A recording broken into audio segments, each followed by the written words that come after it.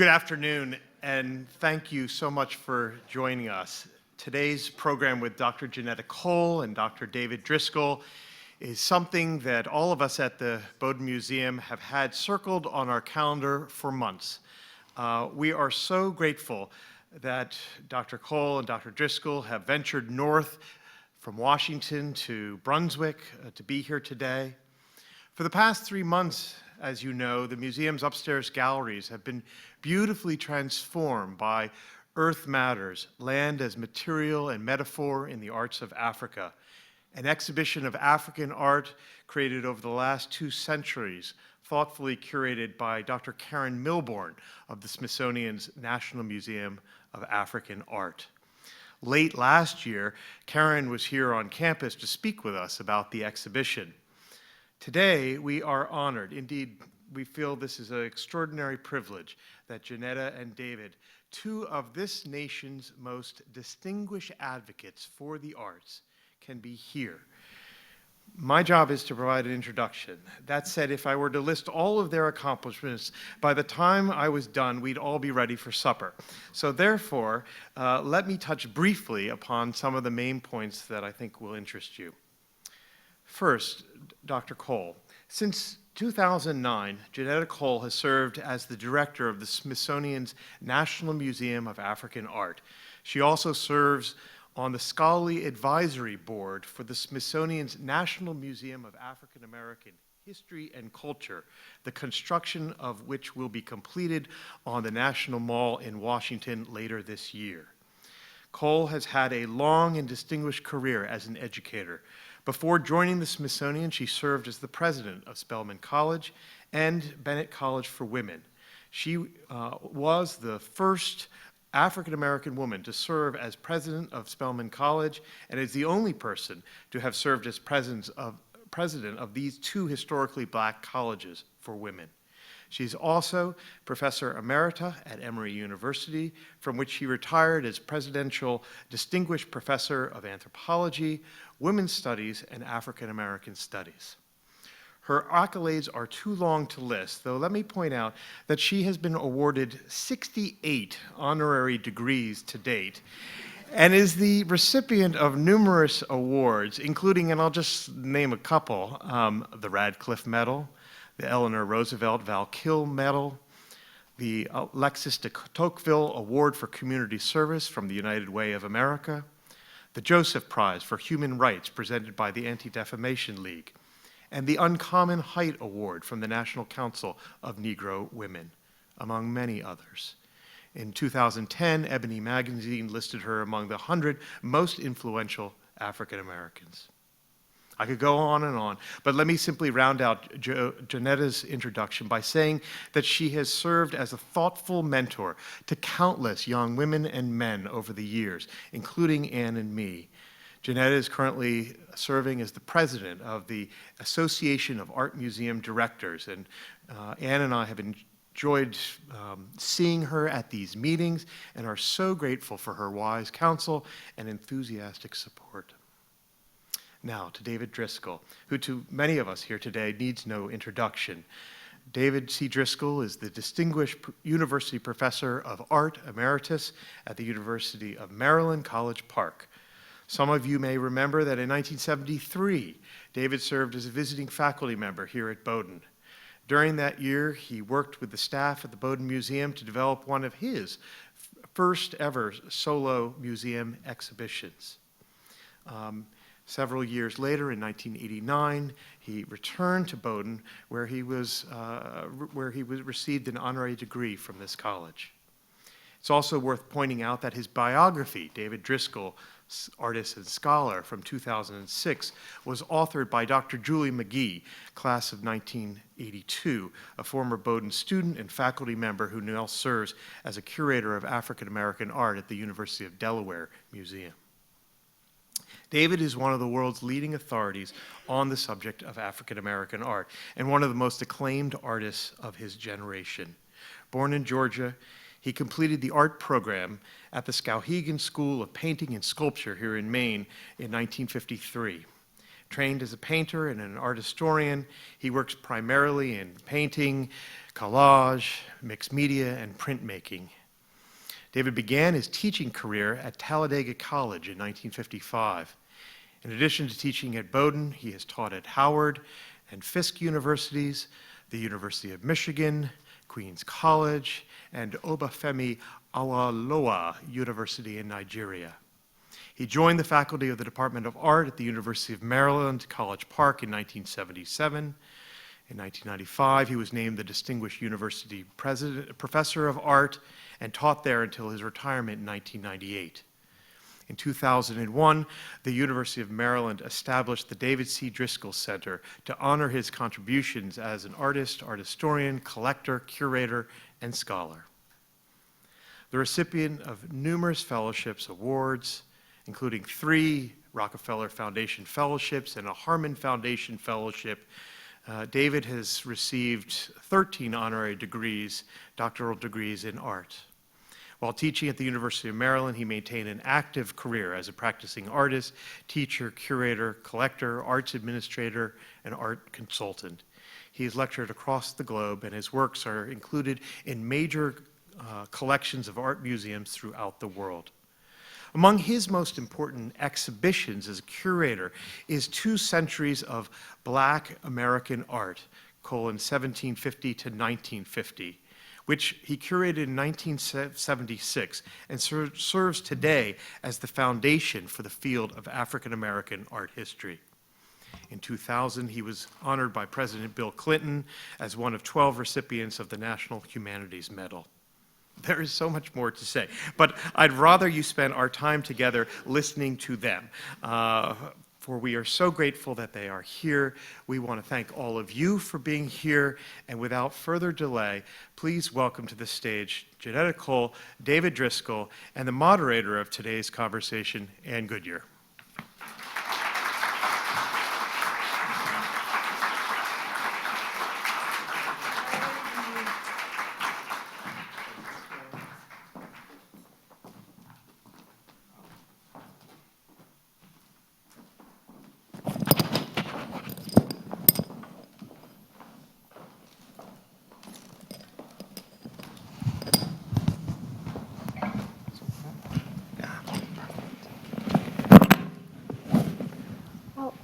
Welcome to all of you. We are so delighted that you can join us this afternoon.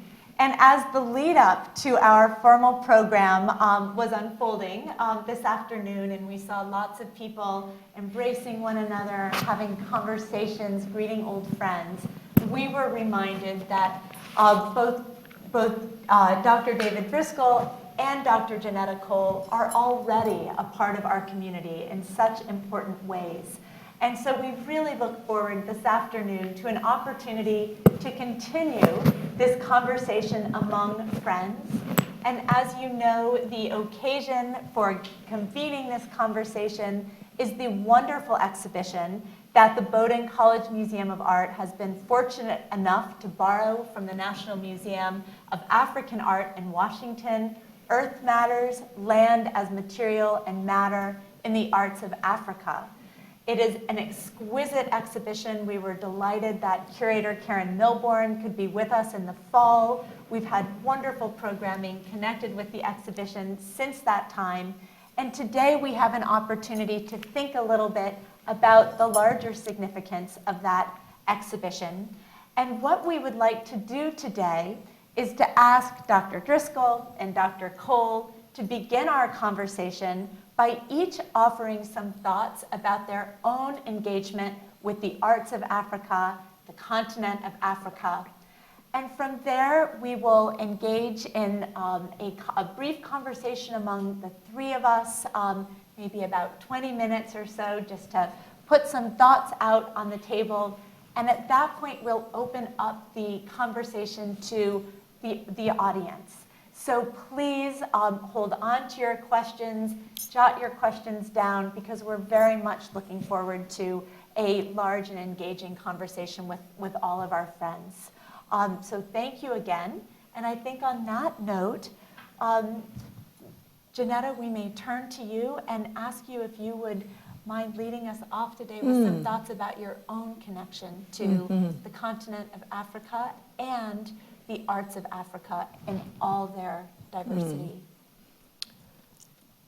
Well, first, I do want to say thank you. Thank you for the invitation. And to each of you, although I know you come out in the cold all the time, nevertheless, thank you for coming this afternoon. I grew up in Jacksonville, Florida, in those days of horrific, legalized segregation. But as someone who has written so poignantly about my family will testify, the good Professor Russ Reimer. While I grew up as an African American and I grew up as a woman, first a girl, I did not grow up poor. On the contrary, I grew up as the great-granddaughter of Abraham Lincoln Lewis.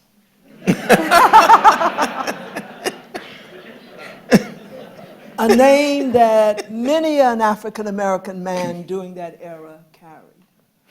And A.L. Lewis became, in fact, Florida's first black millionaire. But here is the point. While all around me the major narrative said, Africa is where Tarzan and Jane live, Africa is an uncivilized place,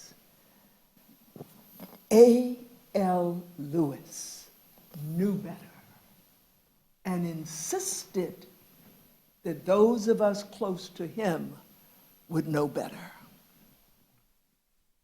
He, with 6 other black men, in 1901, formed the first insurance company in the state of Florida. I didn't say the first black insurance company. I said the first insurance company. And he named it the Afro-American Life Insurance Company. So I came from a place where Africa was a positive. A.L. Lewis, with his second wife in 1935, took a steamer to Egypt. And on his desk, which I'm privileged to have in our home, is that photograph. They're sitting on camels in front of a pyramid. So no matter what the major narrative was, I grew up with positive notions about Africa. And while we, my sister, about whom Russ has written, of course, and at some point our younger brother, could not go to the symphony, could not go to art museums, could not go to the theater, I was privileged to live in a home that was adorned with art. And one of my favorite memories was sitting on a couch with a table in front of me, and because I was too small to hold these art books, I would just go page by page on the table. My mother had what we in the art world call the eye. She was trained actually in music and went to Wilberforce, but she loved art. And when, as a 15-year-old, I went off to Fisk University, a place Dr. D knows so well, there I was, not only having to go through the books or to look at the reproductions, there were works of African American art. And from Fisk, I went to Oberlin. I am convinced if I had not discovered a word I could barely pronounce, anthropology, going into Allen Memorial Gallery, Museum, excuse me, so captured me that I probably would have become an art historian. And then from Oberlin to Northwestern to discover anthropology in its deepest meanings, and African studies in some ways brought it full circle. So what's the message? I think there are a couple. One, the sooner a child discovers the power of art, the longer that child will live a good life. And secondly, the role of a good education in helping one to discover this amazing thing called human creativity. So all I can do is be very, very grateful that at this period in my life, I actually get every day that at least I'm able to be there, to surround myself with, to let my eyes feast on the exceptionally diverse and dynamic works of African art. Thank you so much. You've given us so much to think about. And it's exciting to think about how your own childhood provided a pathway to the continent of Africa. And to think also about how your study of anthropology has been another way of opening up doorways for thinking about the significance of art. And David, I know that your own relationship to thinking about art in the continent of Africa is just as rich and interesting, and also in some ways interlaces with your time here at Bowdoin. And I wonder if you might be able to share some thoughts with us about that aspect of your own background and education. Well, I thank you, and thank you, Johnnetta. Every time I'm in Dr. Cole's presence, and I am with her fairly often, That's my good. I feel as though I am sitting at the throne of wisdom, the seat of wisdom, and hearing the descriptions of her life, her lifestyle, the places she's been, the things she's done, and how she's connected to so many students over the years, and how wherever she goes, she meets someone with that connection. And that's what we're all about in this academic experience, passing it on, passing it along to others. And in so many ways, Dr. Cole, as has been pointed out, has been the first to do this and the first to do that. But I heard her say once, it's okay to be the first, but don't let it be the last. Pass it on. And that's what is so invigorating, so important about the educational experience that we engaged in. Now, I grew up in a rather impoverished setting. My parents were sharecroppers in the South in an era when being a sharecropper was all but equivalent to being an ex-slave. And if you, by chance, were not literate, you couldn't read or write, then forget it. It was almost like a recurrence of slavery. But my father was a Methodist minister, in addition to learning his own crafts of bricklaying and masonry, etc. He was determined that I would get a good education.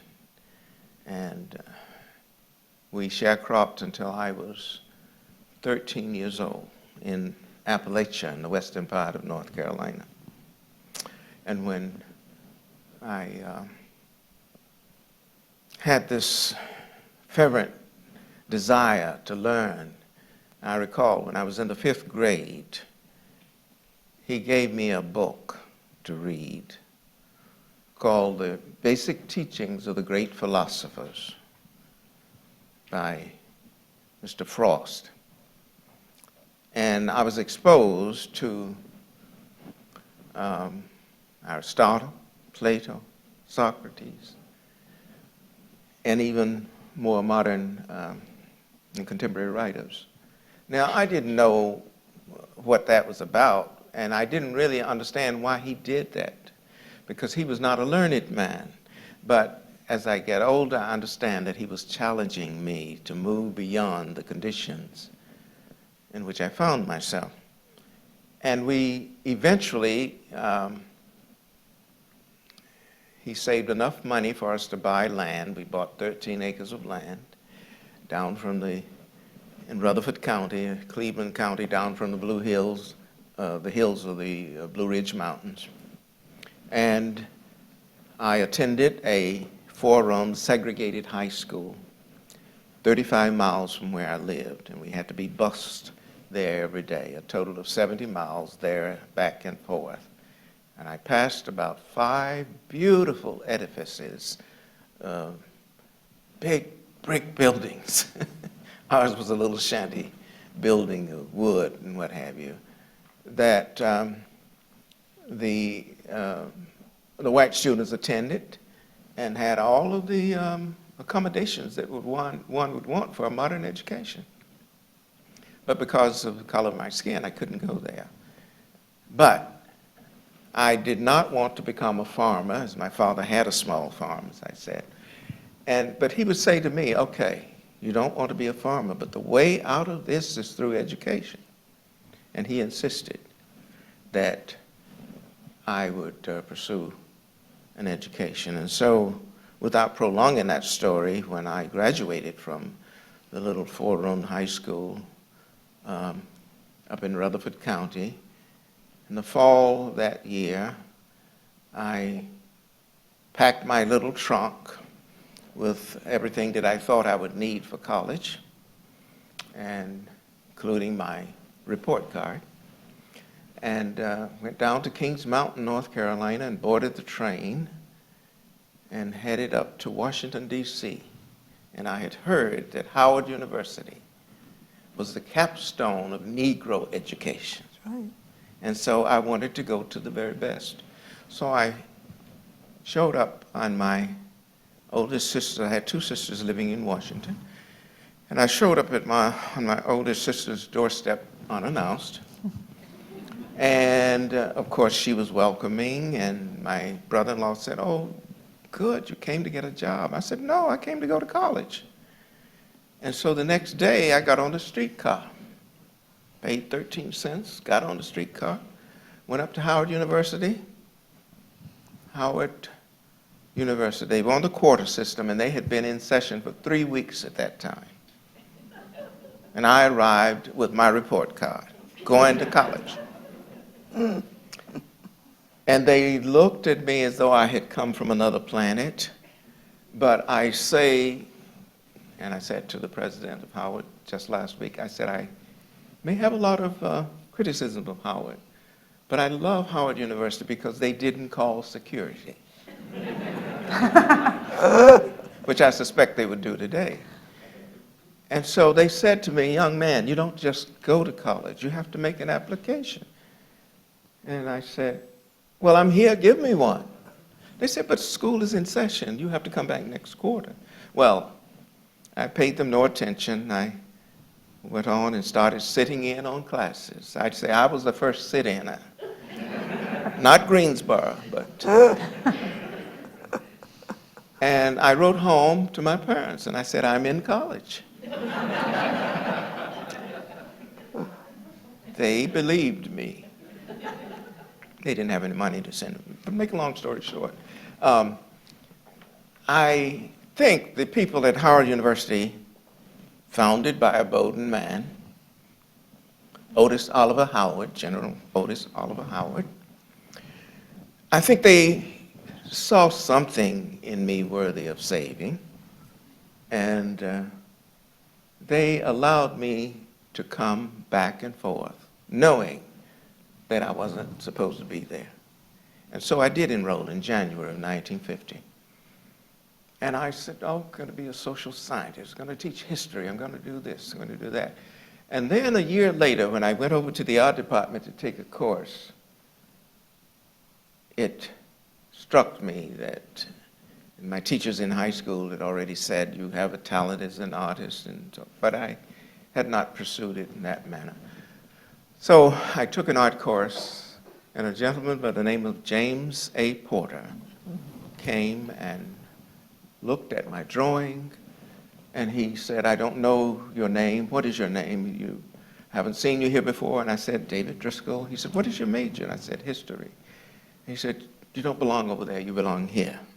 So I went and changed my major, just like that. And hopefully I've lived happy ever after, you know. But he was the gentleman who introduced me to African art. He was a scholar of African and African American art and became my mentor. And I wanted to be like him. I wanted to be able to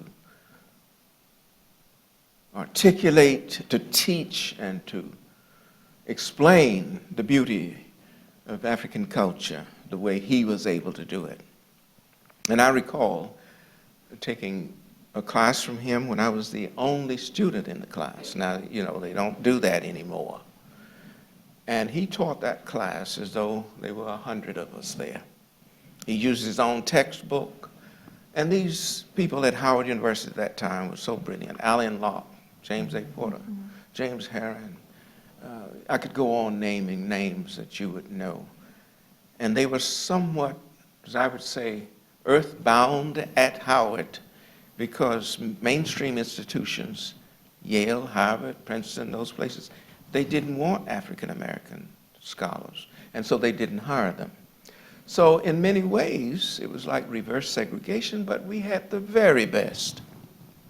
And they invested in us, and they urged us to go into all parts of the world, to see it, to learn about it, and what have you. And one of those places was Africa.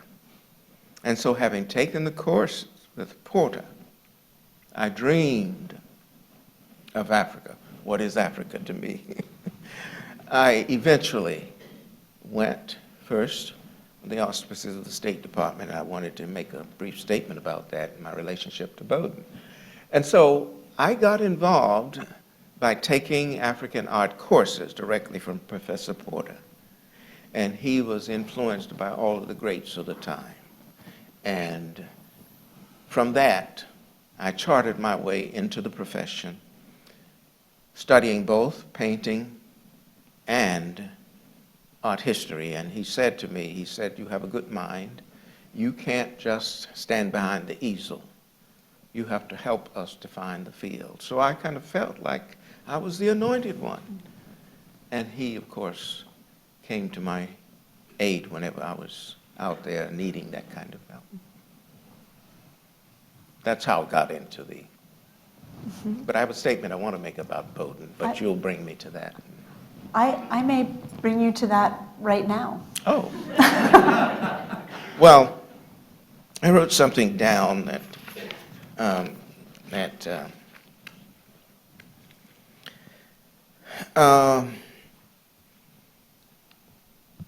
the subject of African and African American art as it relates to curricular offerings here at Bowdoin College.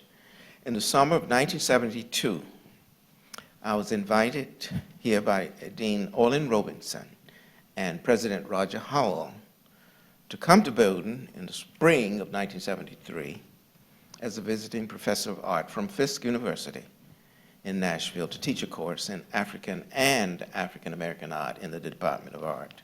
It was under the direction of Professor Philip Beam. Some of you, of course, will remember Professor Beam, an Americanist and a prominent Winslow Homer scholar. It was suggested that I introduce a course in the curriculum that would engage students in a critical dialogue designed to enhance their study of the African diaspora and the African American experience. And so I prepared a syllabus which was approved, and more than 30 students enrolled immediately. And I recall Professor Chris Potton, a social scientist, who took special interest in my sharing with the students my experiences of having been a visiting professor at the university, at that time, University of Ife in Nigeria. And you'll have to pronounce the name of it now for me, because I'm not Oba Fami. Doesn't matter. All right, university. And that was a wonderful experience in the spring of 1970, and I shared that experience with the students here at Bowdoin. I had been traveling as a lecturer for the State Department in Sierra Leone, Liberia, Tunisia, Ethiopia, and Tanzania. And I incorporated some of that information into my course. It wasn't really a part of the syllabus. And the students were especially interested in knowing about my trip to South Africa, to the Republic of South Africa in the fall of 1972. I had gone there with a curatorial assignment from the Smithsonian Institution from the National Collection of Art, which was at that time under the direction of Dr. David Driskell. And so in South Africa, I curated an exhibition of the work of William H. Johnson, an African-American artist from the South, and it was comprised of works that had been given to the National Collection of Fine Arts, now Smithsonian American Art Museum, by the Harmon Foundation. And Johnson's exhibition was arranged at the South African National Gallery of Art, the National Gallery of Art in Cape Town. Now, this was during the period of apartheid, and you know the horrors of that period. But I was, if you can say, welcomed, because by my going, I was in a sense a tool of the government to show how liberal they were. They could invite a black person from the United States, whereas they could not invite a person from their own country. Now, what you must understand is we had some of the same problems in our country at the time, and I can recall when I was a student at Howard University in the early 1950s, Washington was still a segregated city, and black folk could not attend the major movie theaters and what have you, except going upstairs. And so we would get our African classmates to let us go with them. And they would speak French or whatever their language was and ask for a ticket. And we'd all go in with them. And we used to say it was more than one way of skinning a cat. And so that was that kind of thing. So that was the kind of reverse segregation that was going on.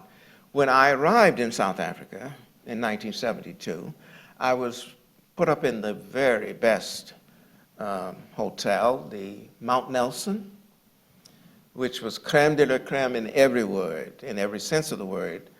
But I could not invite my black friends to come visit me. So it was like the South all over again.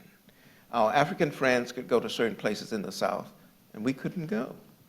So here was that experience. So I shared that relationship with my students here at Bowdoin. And many of them were surprised that that kind of thing was still going on in the world. It was enlightening to them. But this was the kind of information that I tried to bring back and share with them. And I think I will end it there in the sense of how we introduced the course at Bowdoin. It was later taught by others, including Dr. Julie McGee. And so Bowdoin has had a history of being sensitive to issues relating to the African experience in very, very many ways. And thank you both for giving us so much to think about.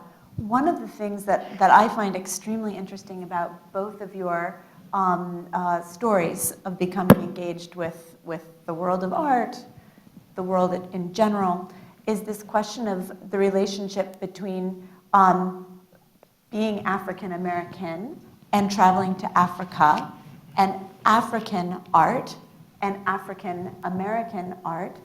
And it's an interesting combination of geographic entities in my mind, given the fact that the exhibition we are thinking about right now is entitled Earth Matters. And it's an exhibition about Africa specifically, but also an exhibition that I feel invites us to think very much about the power of land, of earth, of geography. And I wondered if you might be able to say a little bit about this extremely complex and interesting question, if you can, about what it means to think about African art, to use African art perhaps as a source of inspiration for creating African American art, what it means to develop a national museum of African art in the United States. So what do we mean? What is the confluence of these two extraordinary complex land masses with the many different politics they represent? I realize this is a very big question in lots of ways, but I wondered if you might each be able to reflect on the way in which we understand land, earth, politics in the United States, ways in which earth, land, politics function across Africa, and what does it mean to bring Africa and the United States together as an artist and as a museum director? Well, I would begin by claiming the exceptional power of any art,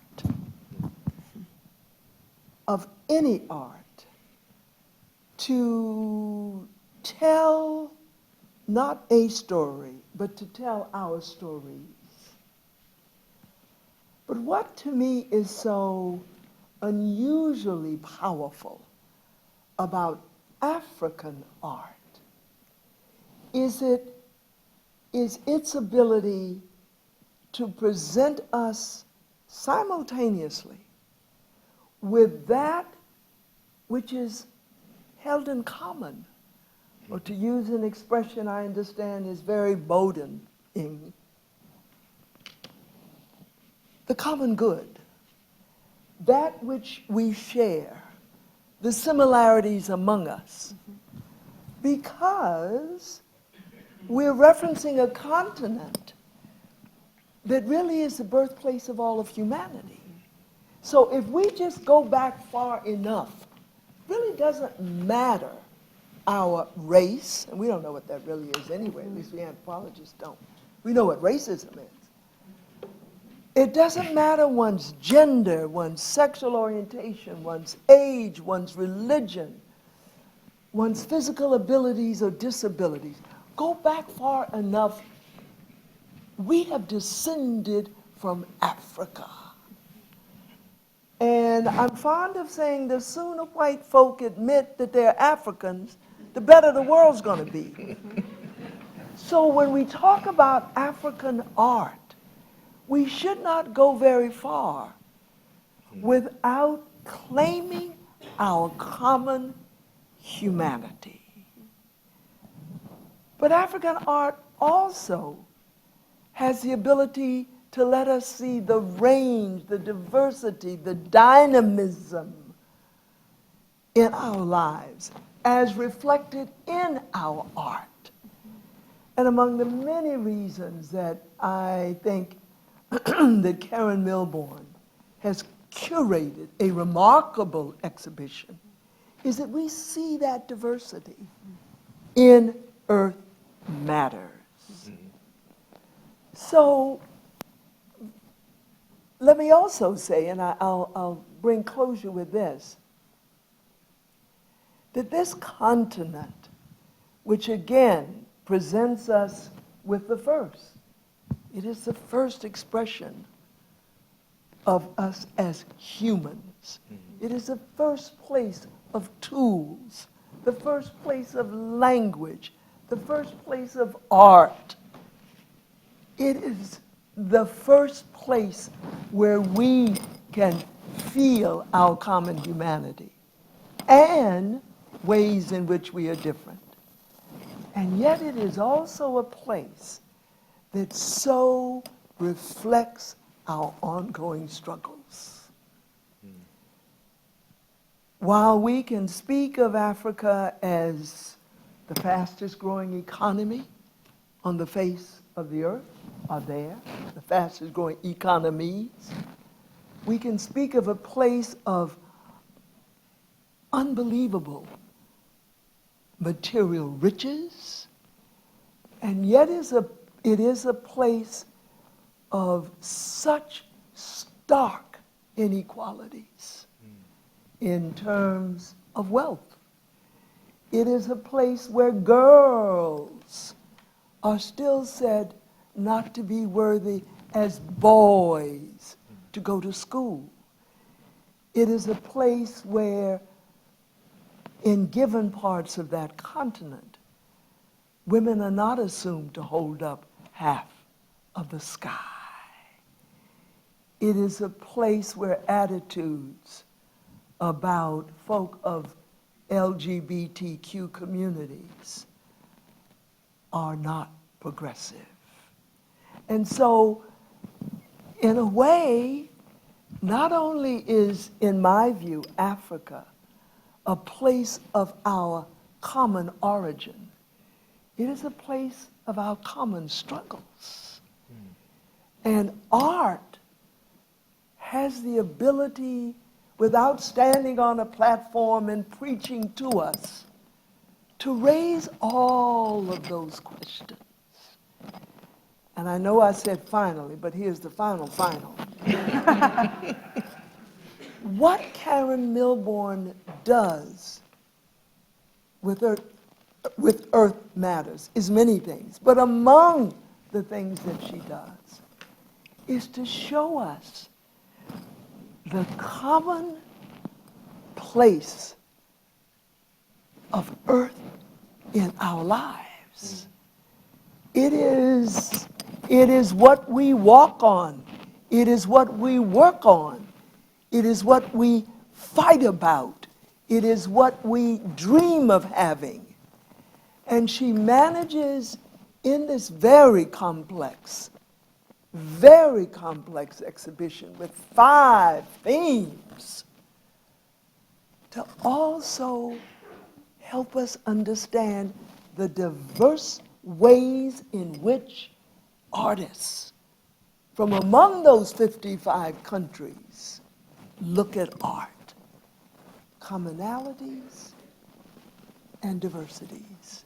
I think African art is not the only art that does this, but it does do it very well. Thank you.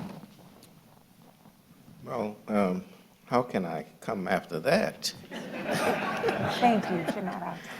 Now, Dr. Cole and I didn't discuss any observations about how we were going to approach this, but I think it's interesting that I wrote something down, my critical observations of cultural likenesses and differences when I, speaking about my students in different places, talking about African experience, having grown up in the segregated South in the 1930s and 1940s. And so wherever I've taught, I've tried to share these experiences relating to how close people lived to the land, how close I lived to the land, and how keenly aware we should be of how this earth we walk on and tramp upon is an important charge that is assigned to us. Interestingly, in this understanding, we should ask, what is this firm footing beneath our bodies that supports and sustains us in all we do? What are the multiple roles played by terra firma in our daily lives that become both a spiritual act and one in which our own physicality summons us? For example, the agrarian pursuit in relation to the ownership of land, land use, land that is tilled, something that stood out succinctly in our mind, especially when we talk about producing food for hungry people. How do we give honor to the land, thus making it more than just an ordinary thing? And I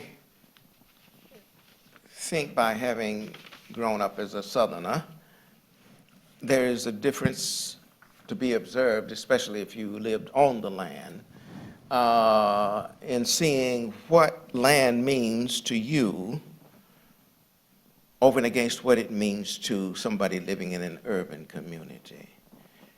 It is the life-giving force in the farming community. And so we talked about the firm soil on which we live, where we work and have our existence. And we ask, what does it mean to us in the context of life and living here, earthbound?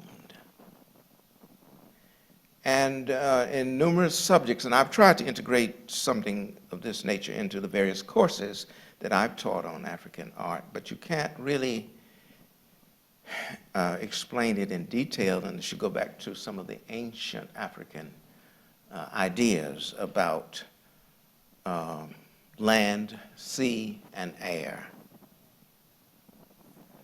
And these are the grounds on which we live and work and play, etc. They are the life-giving sources. And the rudimental teaching from South and Central Africa, for example, in observing the laws, the plan of nature, how these plans conform to the basic rules in life. Earth is principle in our existence here, and we must rely on it to provide sustenance for both our physical and spiritual journey. As the Kuba, the Zulu, and the Kota people say, we must love the land, we must protect the land, we must love the waters and the clean air, for when they are no more, we shall be no more. Now this environmental protection theory of what John calls Muntu fits succinctly within the definition of people relating to people, understanding the goods that people do for each other, the meaningful signs of a canon law that does not have to be written down. It's passed down through oral tradition, through generations, one after the other. No written text is needed. And so this message, it carries with it a spiritual message that was stamped upon the minds and the hearts of African people who, in the larger picture of the cosmos, saw art, they didn't call it art, as a related activity of life. Life in this world and in the world to come, the life of the ancestors. And since art as we know it today did not exist as a separate entity in the minds of the various cultures and peoples of the African continent, they really could be seen as advanced over us who have to categorize everything and pigeonhole it and put it in a particular place. And they were advanced environmentalists. They didn't have to have Congress fight for 10 years over passing a law as to whether or not there is or is not global warming. They knew it. So we still have much to learn from what Dr. Cole was speaking about, the knowledge of the earth. And in connection with the important exhibition, Earth Matters, we see now that artists formed an important cadre of workers in concert with nature to help regulate a communal concept, a communal spirit, a natural one for resources, And so we should understand. They tell us that resources vanish. They are not, if they are not properly used. Therefore, we must rid ourselves of the luxury of forms of consumption that encourage waste of products of the earth. In some cultures, a priest would be called in to bless the spirit of the tree before the tree is felled, and then it would become something other than what it was in the service of humanity. So in this orderly procedure of the origin of useful things in this context of the African experience, all materials emanate from the order of the spiritual, and they belong to the earth, they belong to the air, and to the waters. So earth matters not simply because we find it in the precious resources needed to sustain the good life, but earth is what we are made of, and it is that to which we shall return. So we must observe the moral principle that we should not and cannot afford to anger the vital forces that provide this bountiful resource on earth that sustains our lives. And to me, that is why earth matters. David, thank you for treating us to a verbal, pardon me, I'm literally speechless. What an exquisite feast of words and images you've each treated us to. And because my own words are failing, I'm going to now turn the conversation to our audience and invite each of you who would like to raise a question or to prompt further conversation with our two distinguished guests. Are there any questions or comments? Hand in the back. Hey, my name is Kevonte Anderson. I'm from Nashville, Tennessee. I'm not sure if I need this mic. Thank you for coming. I came because I saw you in the movie about Erskovitz, Professor Cole, and so I want to ask this question. One is how and what is at the intersection between African indigenous worldviews and what some people call religion and spirituality and African art? Because as you said, art wasn't separated into like this creative thing, and this is the thing that needs to be labeled. So how does religion and spirituality interact with art? Well, you're a Bowdoin student, my brother? I am. I'm a senior. All over but the shout. I just want to say that What'd you I'm say? touched that you care about this intersection between spirituality and art. And I think you've already presented your own question and your own response, namely that in traditional African cultures, there wasn't the separation of aspects of living so that one didn't on a given day and only on a given day go and worship in a given way. And then on another day decide to be highly creative and create something called art. And yet on another day to acknowledge the importance of one's lineage. Life was more mixed up.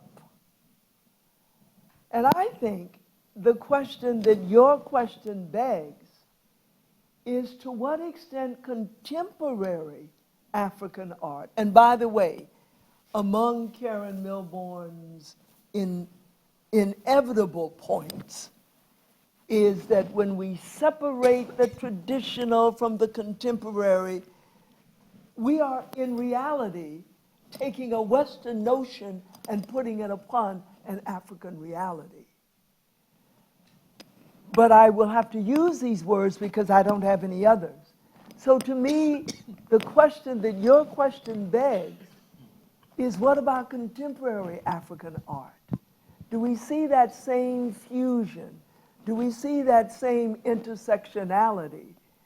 And my response is that often we do. That if we look at it hard enough,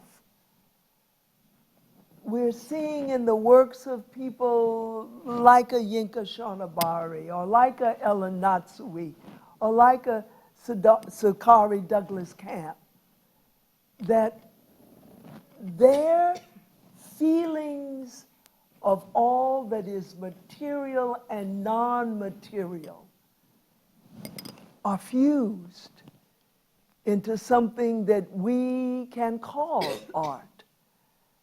But we probably feel better when we say that it is an artist's story. So I've wandered a little bit around your question. Let me at least check in with you to see if anything is connected with you. Yes, it connected with me, and it raised another question that's a lot more general. Is what is Afrofuturism? Opening. What do you think Afrofuturism is? Well, to me, I think Afrofuturism is a forward-thinking, retrospective perspective, and so it's almost like asking my 77-year-old self, what do I think about my actions when I was in college? What about the social movement, social fabric? And so I think Afrofuturism is a space where we can create without bounds. You know, it's limitless and central at the same time, like a black hole, expanding.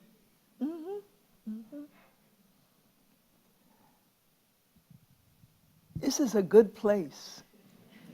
If those are the kinds of questions that a Bowdoin student asks.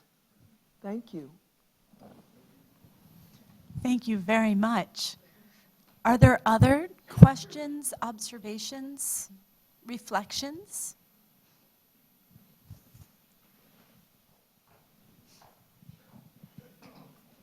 Thank you. Well, I think my name is Oscar Mokeme, and I want to interject to the young man's question about where's the place of spirituality in African art, in the art, if I get that correct.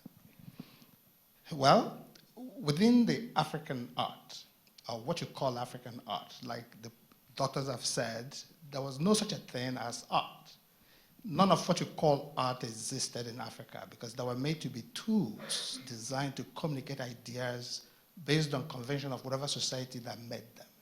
They're medicine, they're philosophy, they're psychological tools. And then when you look into contemporary art, you see that most of the artists, they go into contemplation in choosing the materials they use to compose the art. Before a mask is carved, it goes back to the birth of a person. When a person is born, the umbilical cord is taken and buried in a special spot, and the tree is planted, and that tree becomes the tree of life. So when the person is within the teenagehood of composing an initiation mask, the family will commission this work to a family who specializes in making these ritual objects. And they go back to that tree, take a portion of it, offer prayers and libations to curate what you call a mask. At the time of death, the dead body is taken back onto that same tree and buried under the tree, and anything in the cover of that tree becomes the ancestor's mask, ancestor's staff, ancestor's object. So we see that it's all about life and connectivity to nature and functions on how we exist. There's no special, we go to church on Sunday and do this on Saturday. Every day is a spiritual day, coming from African perspective. And thank you, Doctor. Thank you. Thank you. Thank you. We're coming towards the end of our time together. I may ask if there's one final question, reflection, comment while we are together. Is there one? Yes, wonderful. My question is for Dr. Driskell. I want to find out in what age did you find out that you have the gift from God to create? I mean, how you became artist, not just by going through the educations and universities, and from young age, when did you find out that you have a God-given gift and you need to use it, and then all this stuff happens? Yes, well, I knew early on, perhaps at the age of 5 or 6, that I loved to draw. I just wanted to mark on something. And as I mentioned, my father was a Methodist minister, and he had a lot of books, theology books and what have you. And I mentioned, of course, the fact that we were very, very poor. I mean, we didn't live within 20 or 25 miles of a town where they may have even had art supplies, but my parents didn't know anything about that.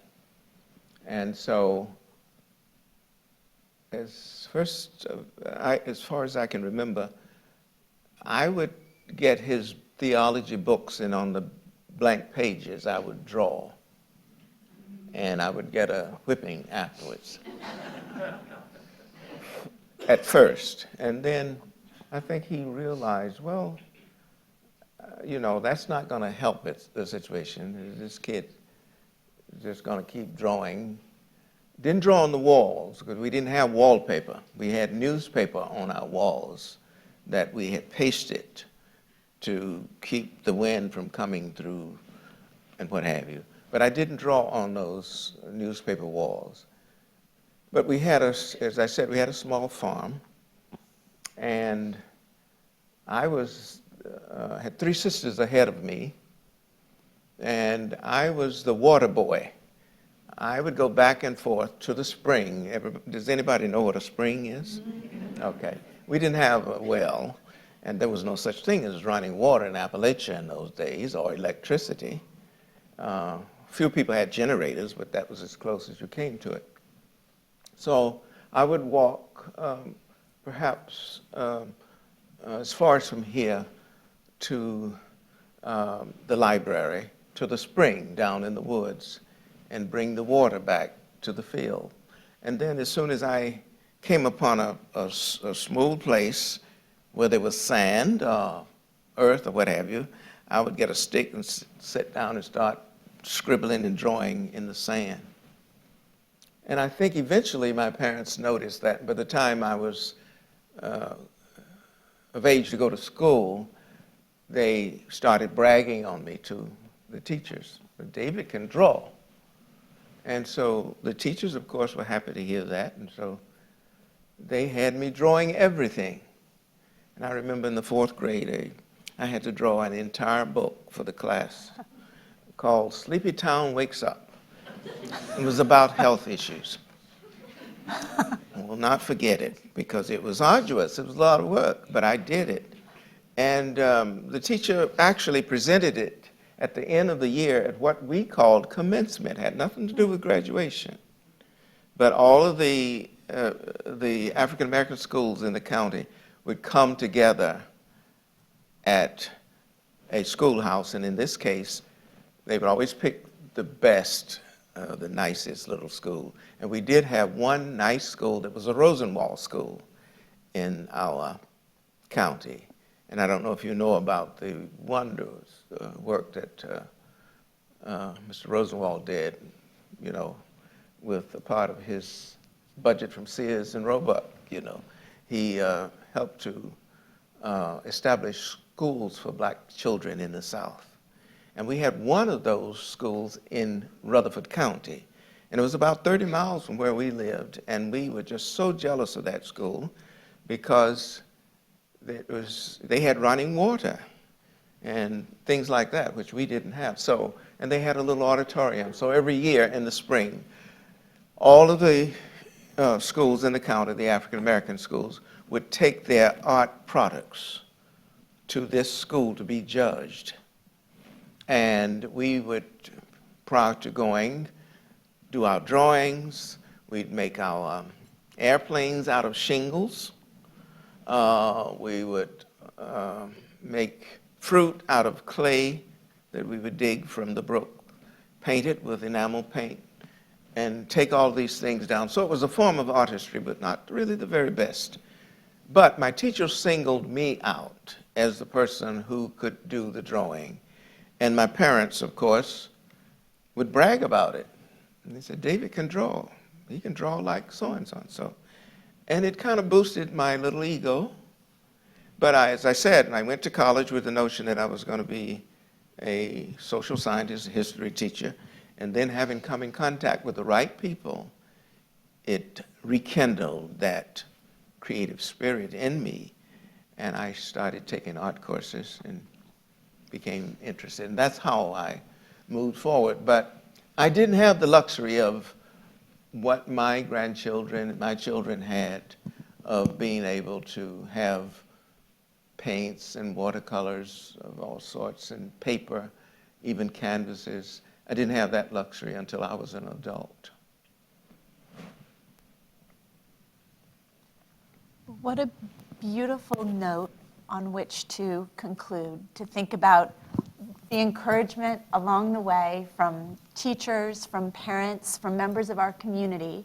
And I just want to conclude this evening by thanking very sincerely from the bottom of my heart our two extraordinarily distinguished guests, Dr. David Driskell, Dr. Johnnetta Cole, for all you have done for the arts to bring the arts of Africa here to Bowdoin, to give us a way to think about how the arts of Africa inspire us to rethink the arts of the United States and globally, and to rethink the place that we call our homes.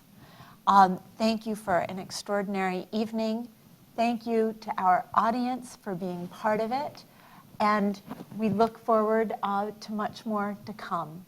Thank you and have a lovely evening. Thank you.